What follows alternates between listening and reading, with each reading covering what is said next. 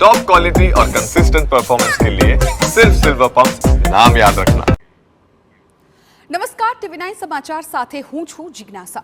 સમાચારમાં વાત સુરેન્દ્રનગરની કરીએ કે જ્યાં ટેકા પર રહેલા પુલને લઈને તંત્રની બેદરકારી સામે આવી। પાટડી અને જૈનાબાદ વચ્ચેના બ્રિજની બિસ્માર હાલત જોવા મળી। તંત્રે પુલના છેડે ચેતવણીનું બોર્ડ લગાવીને સંતોષ માન્યો। રાજસ્થાન મોરબી તરફ જવા ભારે વાહનોની અવરજવર રહેતી હોય છે। કાગળ પર બંધ પુલ ઉપર વાહનોની અવરજવર તેવું સ્થાનિકો કહી રહ્યા છે।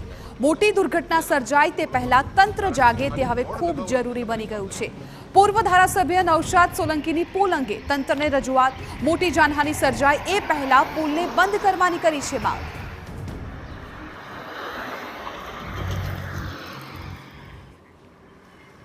તો રાજ્યમાં ગંભીરા પુલની દુર્ઘટના બાદ તંત્ર પણ ક્યાંક સતર્ક જોવા મળી રહ્યું છે।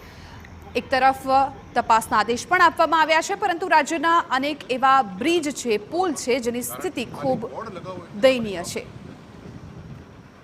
આ પાટડી અને બોટાજી વચ્ચેનો હાઈવે છે અને અહીંયા જે પુલ છે ખૂબ જૂનો પુલ છે, જર્જરિત હાલતમાં છે અને તંત્ર દ્વારા એક બોર્ડ કરી અને સૂચના આપવામાં આવી છે કે અહીંયાથી કોઈ ભારે વાહનોએ પસાર થવું નહીં, પરંતુ આ આખો વિસ્તારનો જે રસ્તો છે એ માલવણના હાઈવેને જોડતો રસ્તો છે, એટલે જે મોરબીનો અને કચ્છનો જે ટ્રાફિક છે જે રાજસ્થાન તરફથી અહીંયા ડાયવર્ટ થઈ અને કચ્છના હાઈવેને મળે છે।